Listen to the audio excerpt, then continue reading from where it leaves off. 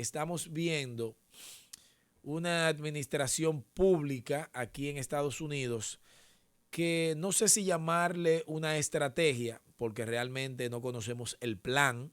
Si vemos que se toman decisiones, luego se echan para atrás y hay cierta inestabilidad y esto afecta muchos sectores de la economía.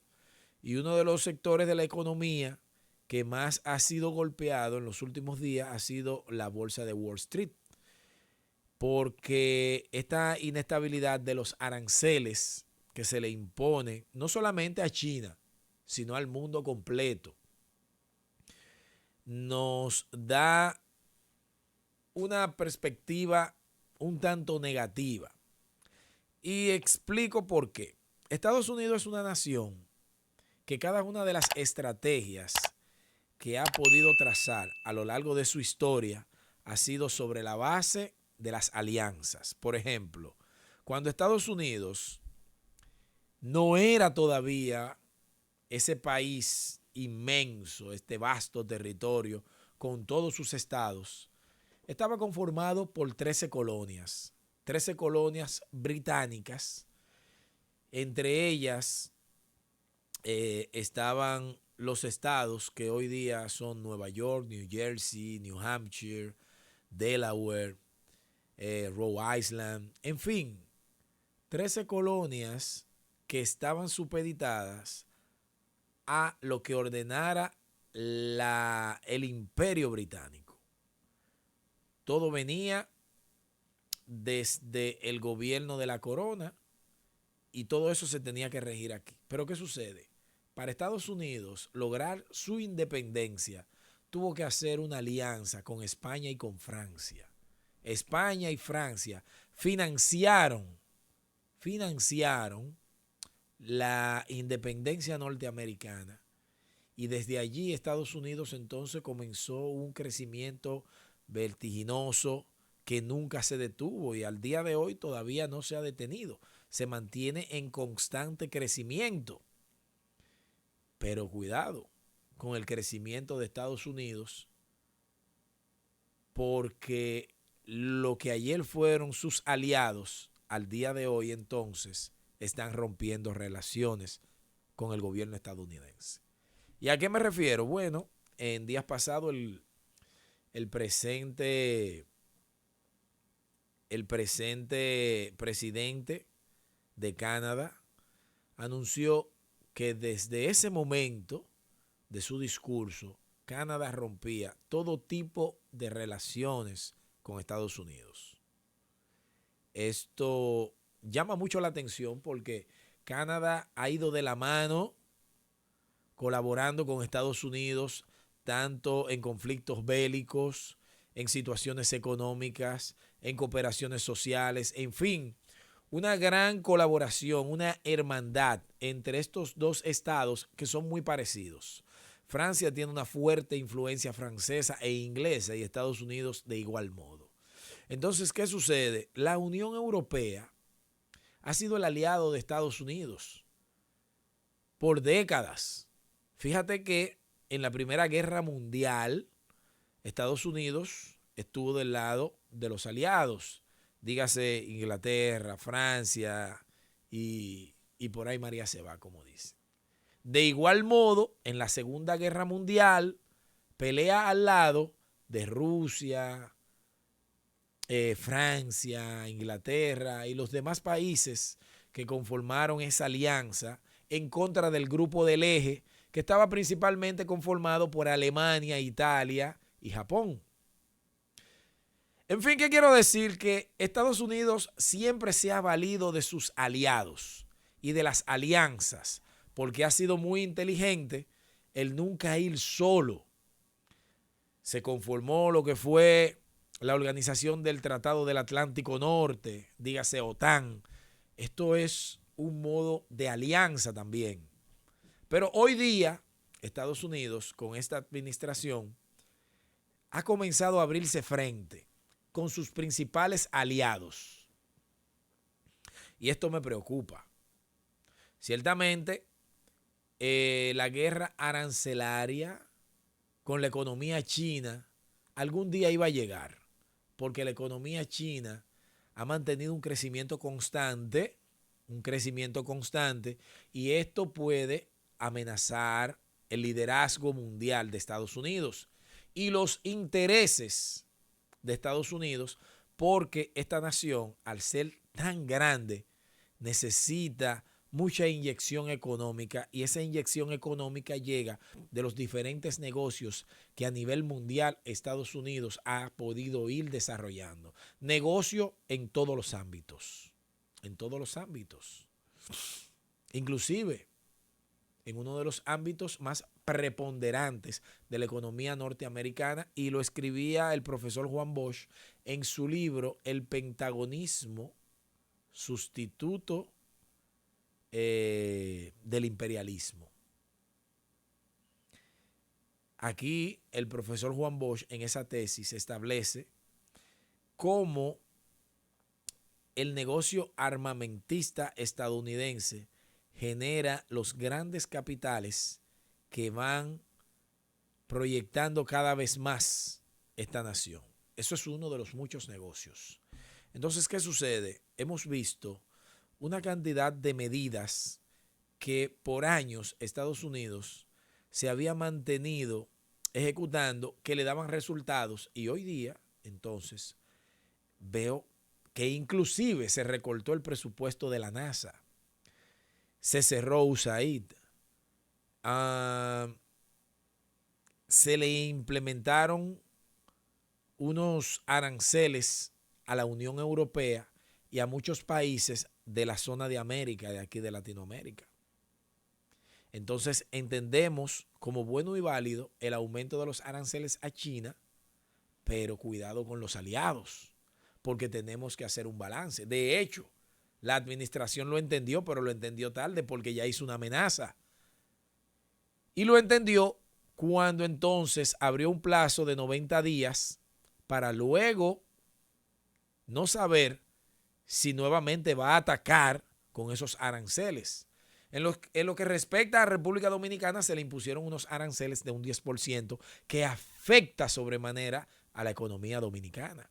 Y de igual modo, entonces, se le impusieron aranceles a México, Canadá, la Unión Europea, y luego, entonces, el presidente echó para atrás y retiró esos aranceles de manera momentánea. Pero esto entonces tambalea el mercado, y esto se malinterpreta, porque pudiera ser que se utilizaran estos recursos aprovechando el presidente que tiene ahora mismo la posición que tiene para beneficiar un grupo económico. Porque si en los mercados tenemos información privilegiada, entonces tenemos la facilidad de la inversión. Tenemos una ventaja por encima de los otros dentro del mismo mercado. Y esto se malinterpreta. Cuidado con eso. Entonces vemos una cantidad de empresas norteamericanas que tienen su sede principal en China, y no sabemos de qué manera estas empresas norteamericanas estarán exentas de estos altos aranceles, porque ya los aranceles llegaron de China a más de un 100%, inclusive llegaron a 145%. Entonces, empresas como Tesla, empresas como Apple, que tienen su sede principal en China, y para poder producir en masas como están produciendo, necesitan la mano de obra china y la logística de producción que tiene China, que ahora mismo Estados Unidos no la tiene, ni ningún país del mundo tiene la logística de producción y el costo mínimo de mano de obra que tiene China. Pero entonces no entendemos si para la manufactura de, por ejemplo, de un teléfono iPhone, que es un teléfono icónico, y no es un teléfono icónico, es el teléfono. Porque hay teléfonos y hay teléfonos. El iPhone es el teléfono. Entonces, para la manufactura de este aparato, se necesitan muchos procesos que ahora mismo aquí en Estados Unidos no se puede cumplir 100% con este proceso de fabricación de este teléfono porque los costos de manufactura incrementarían demasiado el precio del iPhone. Pero también los costos van a incrementar con estos aranceles que se le impusieron a China. Es una medida temeraria porque los chinos no han cedido. Por el contrario, tomaron represalias e impusieron un arancel de más de un 80% a los productos norteamericanos. O sea, en esta guerra arancelaria del toma y daca, nadie sale beneficiado porque nosotros, los consumidores finales, somos los llamados a pagar los platos rotos. Y hemos visto, ya que mencionamos la compañía Tesla, una salida de Elon Musk, pero una salida repentina de Elon Musk del gobierno. No sabemos si como Elon Musk representa los intereses chinos por la cantidad de préstamos e inyección económica que se le ha dado a las empresas de Elon Musk en China por parte del gobierno de Pekín, entonces esta medida arancelaria haya sido una contradicción entre el gobierno que él apoyó, y sus intereses, y los intereses que él representa de China. Entonces nos dimos cuenta de esta salida, no se tuvo mucha explicación, pero hay una salida del gobierno por parte de Elon Musk. Entonces todo esto nos llama la atención y ciertamente nos causa un poquito de temor porque no sabemos lo que vaya a pasar. Aquí no conocemos cuál es el plan del gobierno. No sabemos cuáles serían los resultados. ¿Cuáles serían los resultados de estas medidas? Pero podemos hacer, mediante el análisis, algunas suposiciones y serían que no serían los mejores. Los resultados no serán los mejores. ¿Por qué? Porque ya lo estamos viendo casualmente en los puertos del este de Estados Unidos, que el abastecimiento de contenedores se ha reducido en un porcentaje significativo. Entonces, esto llama mucho la atención porque los productos de primera necesidad entrarían en un encarecimiento y también en un aumento de sus precios, porque ningún comerciante mantendrá los precios. Obligatoriamente tiene que aumentarlos por la ley de oferta y demanda. Entonces, ya comenzamos a tener el temor en los mercados. Y cuando los mercados no funcionan con la confianza debida, entonces el crecimiento económico se detiene porque nadie quiere invertir. Todo está relacionado en la economía, porque la economía es circular, es un ciclo. Y si Juan Pérez no suelta el dinero para la manufactura de un vehículo, entonces el dealer que vende vehículos no puede venderlo porque no hay fábrica. Y si el dealer no vende, los empleados del dealer no cobran. Y si no cobran, no pueden comprar en Walmart, en Walgreens y en cada una de esas multinacionales que tienen sus tiendas aquí. O sea, todo va en un efecto dominó. Todo va en cadena. Todo va en cadena. Entonces, las importaciones y exportaciones ahora mismo están corriendo el riesgo de que este mercado afecte sobremanera, por vía de consecuencia, la economía. Y si la economía de China y de Estados Unidos, que son las dos principales potencias del mundo, se ven afectadas, entonces ahí se cumple nuevamente ese efecto en cadena. Todas las demás economías del mundo se verán afectadas también. Todas. Estamos caminando a un nuevo orden económico. Estamos caminando hacia un nuevo orden económico. Y esta situación se veía venir, porque si hacemos historia y nos vamos a lo que fue la Revolución China, cuando un grupo socialista encabezado por Mao Zedong y un grupo capitalista encabezado por Chiang Kai-shek se enfrentan por el control de la China, que en ese momento era una China no industrializada como el día de hoy es, sino una China rural, agrícola, de campesinos. Esos campesinos que Mao Zedong utilizó para hacer la gran caminata comunista, que le dio tanta fuerza a ese grupo. El grupo capitalista en China tenía un mayor apoyo, tenía un mayor ejército, pero con la invasión japonesa, entonces se tienen que unir estos dos grupos y enfrentar el enemigo externo. En ese interín, entonces, ese grupo de Chiang Kai-shek se ve debilitado. Y cuando logran sacar a los japoneses por la conclusión de la Segunda Guerra Mundial y el evento de las bombas atómicas disparadas por Estados Unidos en las ciudades de Hiroshima y Nagasaki, entonces los japoneses tienen que firmar un armisticio y se retiran de China.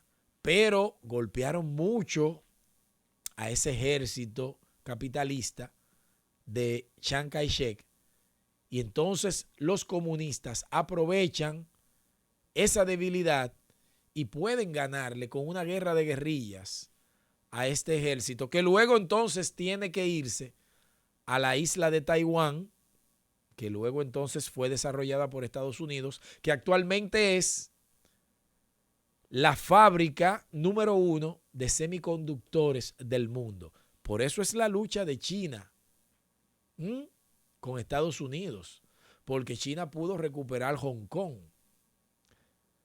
a partir de lo que fue el siglo de la humillación y la guerra del opio, en donde China tuvo que ceder parte de su territorio, pero con el tiempo entonces China se va recuperando,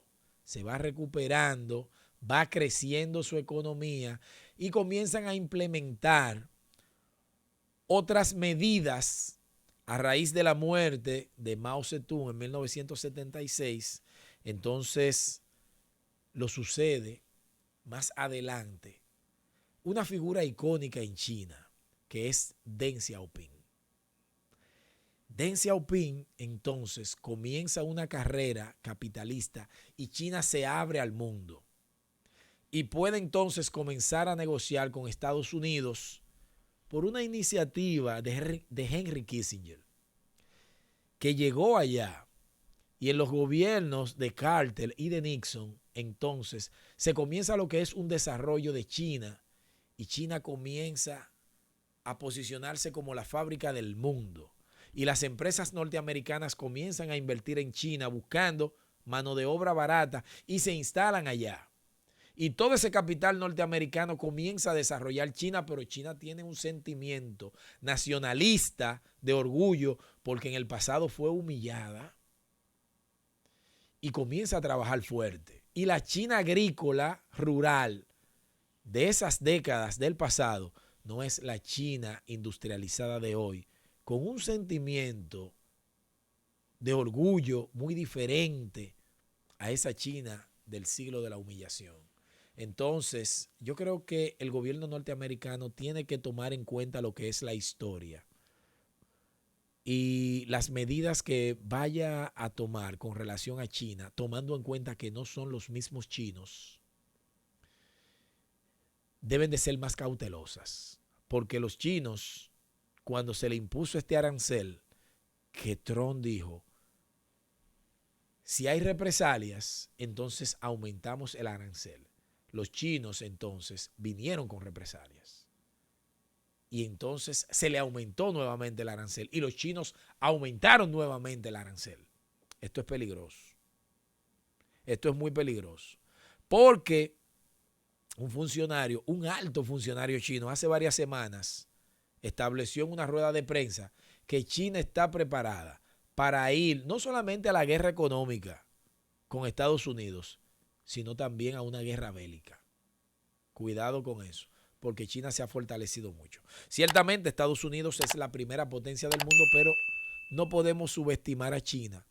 Y mucho más cuando un gobierno arrogante se pone de espaldas con los principales socios económicos y bélicos a lo largo de su historia, como lo está haciendo actualmente el gobierno de Donald Trump. Ojalá que esto pueda tener una buena negociación. Vamos a ver en esta semana cómo se dan los acontecimientos. Esperamos que positivo y que la escalada alcista de estos aranceles entonces comience a descender.